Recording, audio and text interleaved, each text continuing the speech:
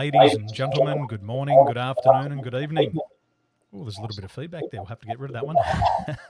Our guest today is the president of Business Ventures Corporation and well known as the Profitability Master. She has a passion for helping small business growth and wealth.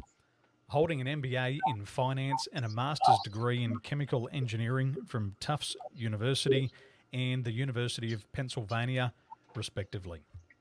She began her first television live broadcast in 2002, launching her own TV channel, hvacchannel.tv. She has also been interviewed by Wall Street Journal Radio, The Big Biz Show, and many regional and local radio programs. She has appeared on MSNBC's It's Your Money program, Fox San Diego, and many other local television stations. Welcome to the live stream, Ruth King.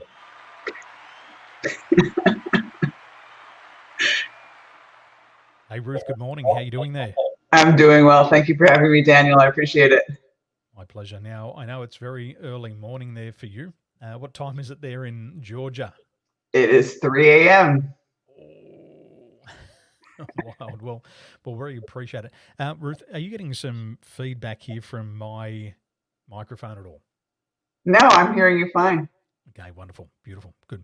Well, thanks for joining us. I've been in contact with you. We've been chatting offline and I've learned about your story. You've been doing what you were doing since the day I went to primary school. So you got 33 years history in your field and you specialize in the area of heating, ventilation and air conditioning. Out of all the things you could have done, how did you end up in this field? I was in MBA school and I had a friend who was working for Service America, which was a franchisor of heating and air conditioning companies back in the 80s. Found a niche, loved it, never left it, for many, many, many years. And then we've expanded into all the other different types of construction like plumbing, electrical, and a lot of small businesses who are not in HVAC along the way, because believe it or not, the problems and the issues that HVAC contractors have, almost every small business has, one of making money, one of being profitable, one of building wealth. In your field, how many females would be dominating in your field? When I got my license, I was probably the fifth woman in the state in the 90s. There are not many women in the field that I'm in, but that's okay. It makes us stand out, and we just have to be better at what we do. My grandfather, he owned a bus company, and my mum was a bus driver, and that was very rare to see a female bus driver. But she went on, she was very entrepreneurial, and she even had her own pawnbroking business. And as a female pawnbroker at the time, that was very rare also. But I'll tell you what, she gave the blokes a run for their money. Oh yeah, absolutely. It's like the first time they look at you, go like, what do you know? And then after a while, they realize you know more than they do. And then most of them just, okay, where can I, help me? And then they pay attention. Two things business owners talking about all the time is time and money. Time and money, time and money, time and money. You've helped companies grow from $750,000 in revenues up to $10 million in revenues. And then your clients have gone and sold their business for $9 million cash. Yeah, that was one of them. Yeah. How do you do that? With a lot of heartache over the years. And actually they look at it and say, okay, here's our goal. Here's where we want to go. And we help them do it. It's growth through marketing. It's growth through taking care of your customers. It's growth through reputation. But, the really, really, really thing that you have to do when you want to make money. Okay. The question is, how much money do you want to make? And the first question everybody has to ask themselves, am I really making money now? And if you're not making money now, the first step is absolutely figuring out what's wrong so that you can have a profitable business. Then once you figure out what the profitability issues are, sometimes it's pricing, sometimes it's overhead, sometimes it's just not enough customers. You're pricing your products right, but you don't have enough customers to survive. It can be any number of those different things. Sometimes you have an employee who's screwing up and his projects or his work is bad and everybody else is good, and they have to generate more revenue to take care of the losses that this one employee has. So there's many different ways of looking at it. The most important thing is to, number one, know what your P&L is telling you, profit and loss statement is telling you, And if it's telling you that you're making money and you have no cash, which is usually the next thing that happens, is it you're not collecting your receivables, or is your pricing not enough, or are you in a situation where there's just seasonality in the business, and sometimes that happens too. I was reading a book a couple of years ago, and the name of the book will come back to me. I think it was called The E Myth by Michael Gerber. And he was talking about business owners being great technicians and starting businesses. They're going, hey, I'm great at heating, ventilation, air conditioning. I better start a business and I'll make a fortune. Yeah, right. What tends to happen? Why do people start these businesses? And what's the first issue that they start to see? What's the first challenge they have as they build their businesses? Well, let's take heating and air, plumbing, electrical, basically construction first, because that's one series of things. And what they do is they say, I'm making $20 an hour, or I'm making $30 an hour. My boss is, charging the customers $200 an hour. They're making a killing. I can do this for myself. And they don't realize all the other expenses that happen in addition to his $20 an hour. Here in the US, we have payroll taxes. I'm sure you have some sort of payroll taxes where you are too.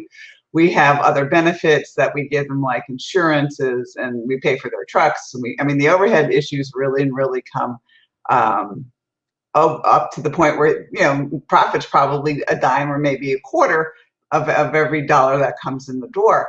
And they don't realize this. So they go out, and basically what they've done is they bought themselves a job. And I think Michael Gerber talks about this. He talks about being the technician, but they're really buying themselves a job. Instead of, having only one boss, they have their banker, everybody else who wants them, and they don't get any sleep, and they're working all the time.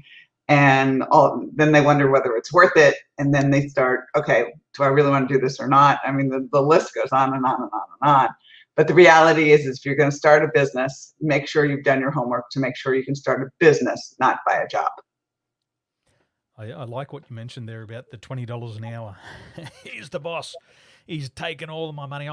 If he's making $200, I'm worth $250 an hour. And so I think at the start, I heard it saying once before, it's about vanity, thinking I'm worth so much more than that. But, one of the things with human behavior is we're also ignorant. At the start of the journey, we just don't know what we don't know. Exactly. And you can't ask good questions because you don't have enough data in here. So these people, they start their business and they get into their business, and all of a sudden they've purchased themselves a job. Emotionally, Ruth, what are they going through emotionally? My area of specialization is very different than yours. I talk about emotional intelligence. What's the emotional roller coaster that they're going through? Well, first, I think there's elation. I'm my own boss. I'm free and everything else like that. And then the reality sets in terms of, oh my goodness, I have to generate money. They don't necessarily call it revenue at that point, to be able to pay my bills, pay for my truck, and everything else like that. And then they go out and they start, getting customers. Maybe they've unfortunately taken some customers from where they used to work before. And then they start working, and if they're good at what they do, they end up working harder and harder and harder and longer and longer and longer. And then they're going, I don't want to do this anymore. Why am I doing this? I'm working harder. I'm working 20 hours a day. I don't have time to do my billing, et cetera, et cetera, et cetera. And shouldn't say they don't, but very few of them actually sit back, figure it out on front, get the help they need. There's tons of books out there. Not, there's mine, but there's so many books out there on how to understand what a balance sheet is, understand what a P&L is, understand how to do a budget, understand marketing. There's so many parts and facets to a business, and they've only done this one little piece of it, like, fix an air conditioning system, fix a toilet, those types of things, put in a generator, and they don't realize that the thing that's here. So elation leads to, I think, fear, which it leads to just work and work and work, and you get onto the hamster wheel unless you're really willing to step back and say, okay, what do I need to do so that I can sleep at night? And that's really the key. I was in San Diego in 2017, and Brian Tracy, a very well-known author in America, he was unable to speak to his audience, so I was called in to talk to his audience. And I told a story about a hamster. And where I live in Taiwan, there's a night market. And I went down to the night market with my wife and my daughter, and we walked past this shop, and they were selling hamsters. And I had never seen a hamster. We don't have hamsters in Australia. We've got mice and rats, but we don't have hamsters. And I sat there, and I stood there and I watched this hamster, and it was running on the wheel. And, you have this image in your mind about being on the hamster wheel, and I'd never seen it. And I was laughing because I said to my wife, I said, look at this. There's this hamster. He's running around at 1,000,000 miles an hour. His little hamster legs at the front and the back are going 1,000,000 miles an hour. And I said, he's not going at her. I said, this looks like my life. This looks like my business. And the next thing that blew my mind, the hamster stopped running on the running wheel, and it just locked its little claws in on the wheel, and then it held on, and the hamster wheel kept spinning, and it was going upside down, upside down, upside down, and finally it let go. And it let go, and it threw the hamster up off the wheel. It went about 1/2 foot in the air, and it went straight back down onto the whatever the stuff they put in the hamster there, the torn up newspaper, and it landed on its back.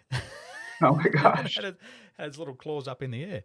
And I said, well, have you got to come and look at this? I said, this is us. This is our business. We're going around, we're holding on, and then we get thrown off and we get splat on the floor. Yeah.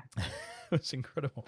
So we go through these emotions, and what Claire's saying here, she said, it's so difficult as we are not born business owners. We have to learn and evolve along the way.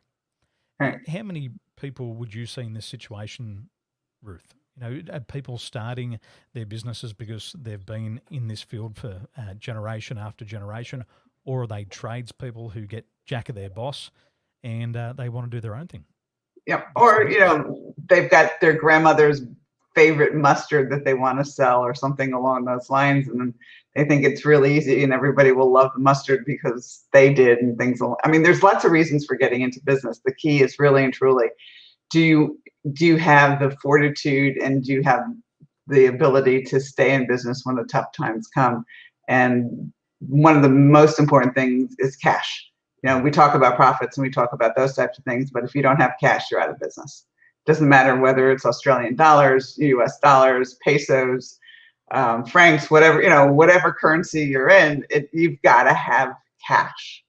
And if you don't have cash, then you're in a situation where once the first bad thing happens, like COVID-19, and we're all in lockdown, and guess what? You don't have money to survive. So the reality is saving cash. And so the question next always comes, well, how do you do that? Well, my thing has always been to save 1% of every dollar that comes in the door.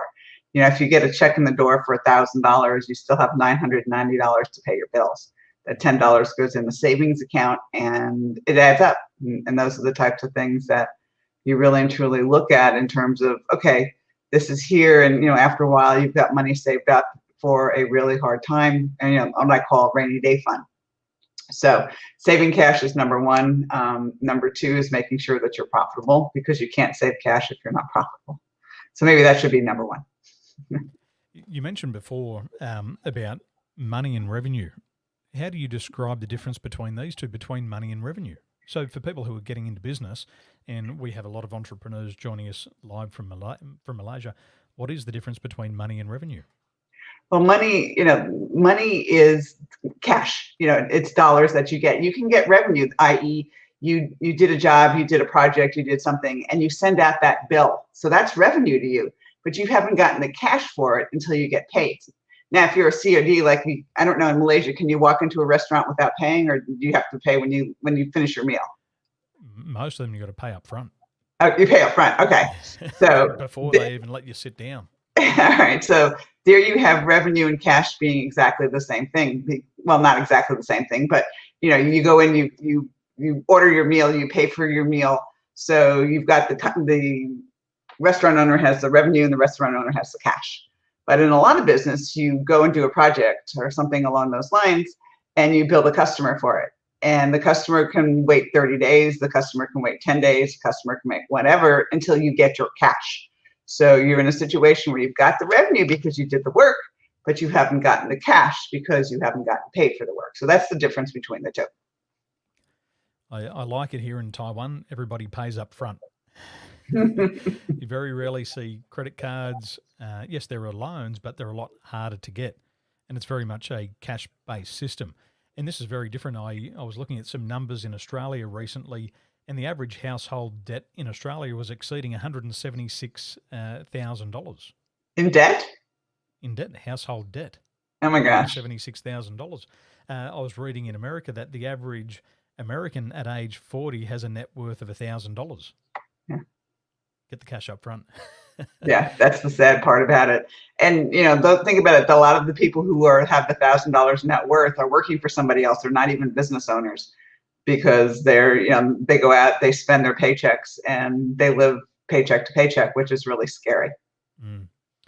One of the topics that I teach with my clients is time management. And we talk about becoming and achieving financial independence. And we look at the numbers and we discovered that most Australians who have high net wealth individuals, people who are earning a big income in excess of $300,000 a year, they have about a 30-day burn rate. So if they aren't getting paid every 30 days, they're always 30 days away from being broke. Mm-hmm. Then we started breaking it down and having a look at people in commission-only businesses. And some people got paid every 7 days, but they were broke on the 5th day. And so it exceeded hand to mouth. They were eating the knuckles. Yeah. But you bring up a really good point there, because you talk about recurring revenue. Well, I call it recurring revenue, i.e. something that people buy over and over and over and over and over again. And that really and truly is one of the ways for wealth, simply because you know that Mrs. Jones is going to pay you, the first of every month for X product that she orders all the time. Or, if you have Netflix over there, Netflix is a subscription, and you get charged every single month for that. So, part of building wealth is actually building some sort of recurring revenue that you can get from customers every single month too. And I think some of the Australian stuff is doing things like that, correct? In Australia, we focus on that heavily. We say that 97% of businesses require referrals just to survive, but only 3% have a referral plan in place. Yeah. So when we talk to our clients, we're talking about making sure they got their referral model in place, and also their subscription style of services, so they can bank on an X amount of dollars coming in every week. So very important. In your book here, Profit or Wealth, Simple Rules for Sustainable Business Growth, what are the hot topics in here, Ruth? There's 2 hot topics. That's one of them, actually. Building recurring revenue is one of them. The other one is to live by what I call net profit per hour, which means that for every billable hour or every revenue producing hour, how much drops to the bottom line in net profit. So if you're manufacturing something, of the people who do the manufacturing, how much that comes to the bottom line. If it's a service business, obviously, how much goes to the bottom line for every hour that you bill a client. Or if it's something like heating and air, plumbing, electrical, for every billable service technician hour or installation guy hour, how much drops to the bottom line, and how much do you really and truly want? And I go through net profit per hour because that is the key to making sure that you get and stay profitable, is understanding your net profit per hour. That's one of the big keys. The second big key is building wealth, which is saving money and building recurring revenue. I mean, there's more, but those are the 2 biggies. When it comes to talking about money, in Australia, it's almost taboo. So we don't talk too much about money. We're very different to the Americans. We have this thing called a tall poppy syndrome. And we hide what we're doing because you don't tell people you're being successful. You tell them that everything's a struggle. And so when people have money problems, they ask the wrong people for help. They instead of going to the expert, they go and ask their friend who's in another business, totally unrelated, about money advice. So in Australia, what I find is that when people are having money problems, there's a lot of embarrassment. There's a lot of shame about asking for help. Does this same problem exist in your country, in America? Do you see that there, or what prevents people from putting their hand up and asking for help? Well, they generally won't put their hand up and ask for help until they're in really deep trouble, and sometimes it's too late to fix them. But the reality is they also ask the wrong people. They ask their wives, they ask their friends, they ask people who have no clue how to be in business, rather than picking up the phone or asking somebody for help who really has been in business for a long period of time. And it's really weird because I don't know whether you find the same thing, but I'm really willing to help people. Somebody has a quick question, I don't have a problem answering it. And most people who are like me don't. I mean, as long as you're not my competitor down the street, if you're, in California and I'm in Georgia, which is 3,000 miles away, we don't have a problem helping you. Ask a question, be surprised don't be surprised if you get an answer. And you're right. People are there's still the shame and things like that, but I don't think it's the point where, we're just afraid to ask for help. We just don't. It'd be like asking a doctor for marketing advice. Yeah, exactly. when you're running a HVAC business and you ask your mechanic mate for advice on sales, it just doesn't make sense. No, and there's so many places to go. There's so many associations around the world who can help you, and just go and talk to people there. You'd be surprised at how much information you can get that will help you, and then people who are willing to help you. Well, I've been in these seminars before, and I sit there and I pretend I'm cold, and I lock my hands under my arms, and I say, I'm not going to ask that question. I'm going to wait for somebody else to ask my question. Or you'll go up to the speaker later during a break and ask the question, right? Well, that was the 2000 model, Daniel. But now I just put my hand up. But I found that everybody's got the same questions. You put your hand up and you say, how do I make more money? And somebody else goes, man, I'm so happy you asked that question. The same topics are on people's minds. Yeah, it doesn't really matter what industry you're in. You've got to, number one, be profitable. Number two, build wealth, and then make sure that you monitor both. It's, the formula in abstract is very, very simple.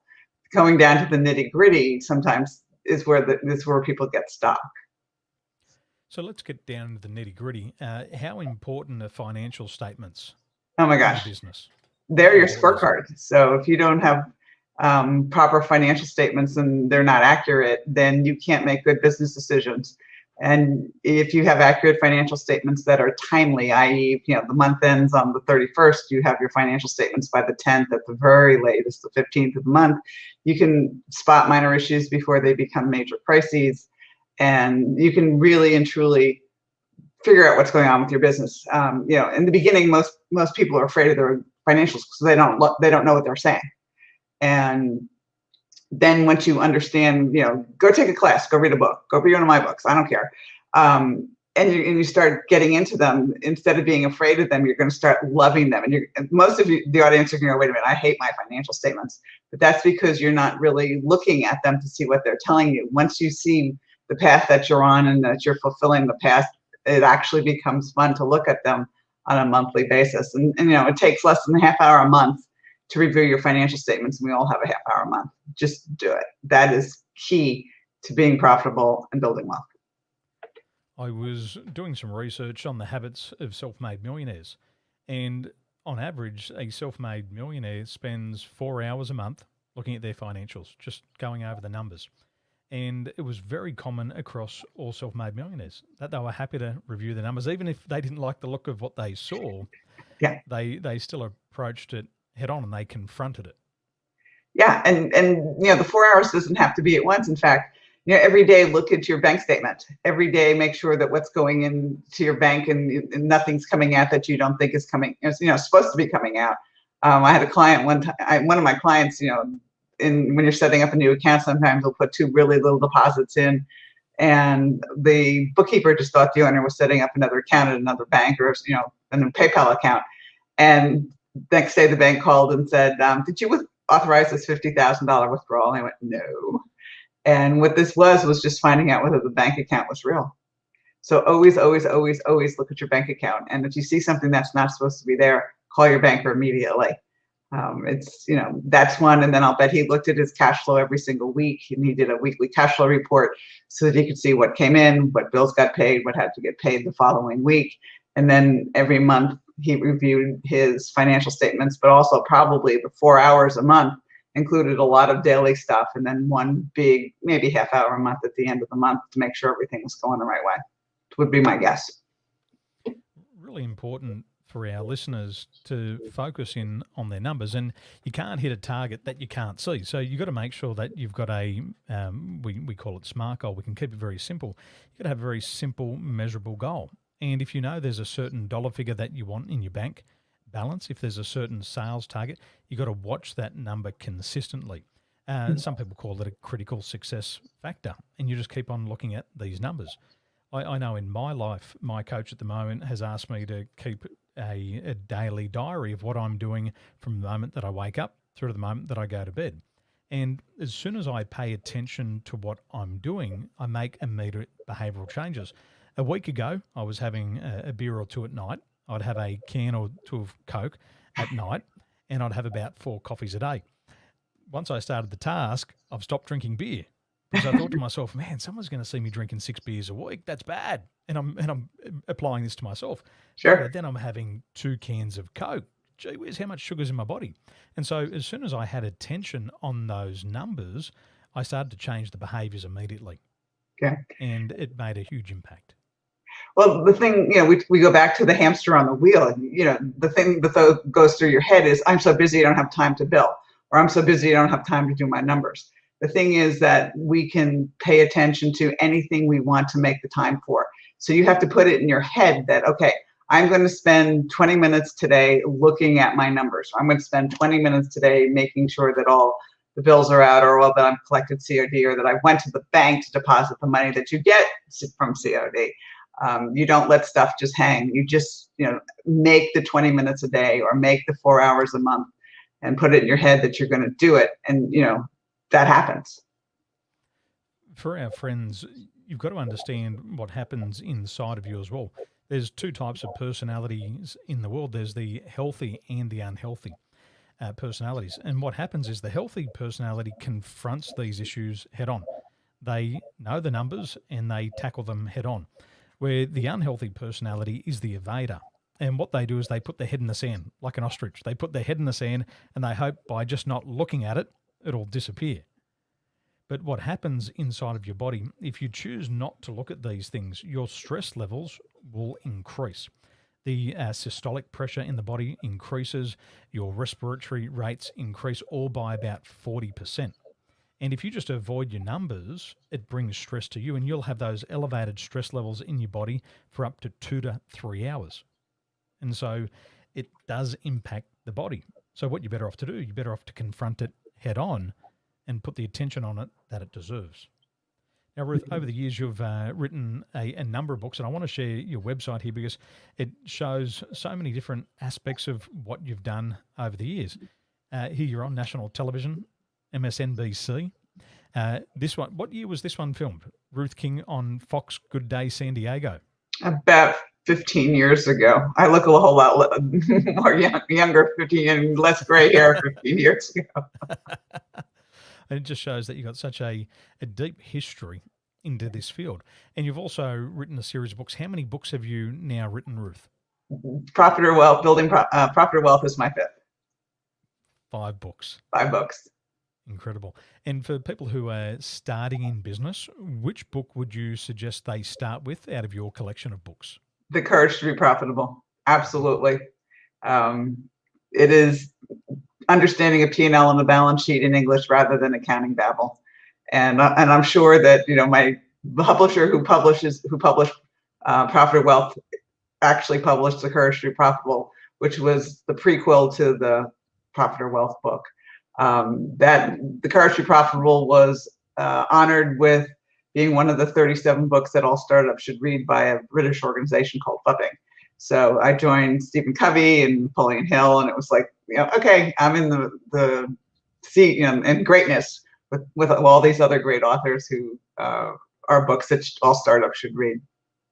Congratulations. Thank you. For the people who have been in business, and as we mentioned before, you took a business from $750,000 in revenues to $10 million, and then they sold it for $9 million. To get these secrets, which book should they go to? Actually, it's not a secret. Just follow The Courage to be Profitable and Profit or Wealth. It's not a secret at all. It's putting a plan together, knowing where you want to go, and executing the plan. That's it. It is not a secret. I love it. Now, before we let you go, Ruth, I've got 5 rapid fire questions. Ladies and gentlemen, I want you to head to the website ruthking.info. Wonderful website, a lot of resources here. And also make sure you head over to the hvacchannel.tv as well. So many resources here for you to be successful in your business. Now, Ruth, you've been in business since I started school in this field. In business, what frustrates you the most? When people don't listen. They say they want to do something and then they just don't listen and don't do it. And then they pay me. I quit. There's no sense wasting your time and my time and your money if you're not going to do something. That's the frustration. That's my biggest frustration. And in your career, what's been your most embarrassing moment? My most embarrassing moment was my, very, very early back in the beginning when I was 20-something-year-old. I was afraid of my first employees. And I wouldn't fire one that needed to be fired. Is that why you wrote the other book? Yeah, that's yes, that's in the other truth about small business. I remember my dad had to fire someone once, and the psychosomatic illness kicked in, and he couldn't get out of bed for an entire week. His back locked up, and Mum had to do it. Yeah. For you, I know you're a writer, but you must also be an avid reader as well. What one book has had the most impact on your life? This is going to sound like a cliche, but Think and Grow Rich. It was absolutely the very first business book that I ever found, and Napoleon Hill. And then I started getting into his teachings and everything like that. And when I was very young, and it really made a huge impact on my life and my business. And what's the one mental or emotional block that you've had to overcome to be successful in business? Actually, it's the same one that's the most embarrassing moment, the fear, the fear of firing somebody. And it's incredible. Fear is, the way I look at it, I don't know whether you use the same acronym, but fear to me now is finding evidence against reality. And you make it this big thing in your head about what's going to happen, and it rarely ever does. Just friggin' do it. Excuse me for saying it that way. And for somebody who had that fear and they had to fire somebody, or we like to call it de-hiring today in Australia, if somebody had to fire or de-hire somebody, what advice would you give them about handling and managing their fear? I would suggest, number one, if you are going to fire somebody, I call it my going to a different program. I like de-hiring. I like the word. That's good. But what I would do is number one, I would make sure that I was not the only person in the room, because I've had situations where a guy got fired and he beat up the manager for firing him and then put the manager in the hospital. So that's number one. Number two, make sure you have all your ducks in a row. Number three, don't get into a situation where you're getting into a long discussion. Just say, it's not working out, and make sure that you get everything back you're supposed to get and walk them to the door. Wonderful. Or her. Wonderful advice. Well, Ruth, thank you so much for taking time out. I know it's early morning there and you need to have some sleep, because people need to start making money again tomorrow, especially during COVID-19. So I appreciate you taking time out of your busy schedule and joining me and my friends here in Southeast Asia. So thank you so much for your time. My pleasure. Thank you for having me. Always a pleasure. Ladies and gentlemen, make sure you head over to ruthking.info right now, and I look forward to seeing you again soon. Good morning, good afternoon, and good evening.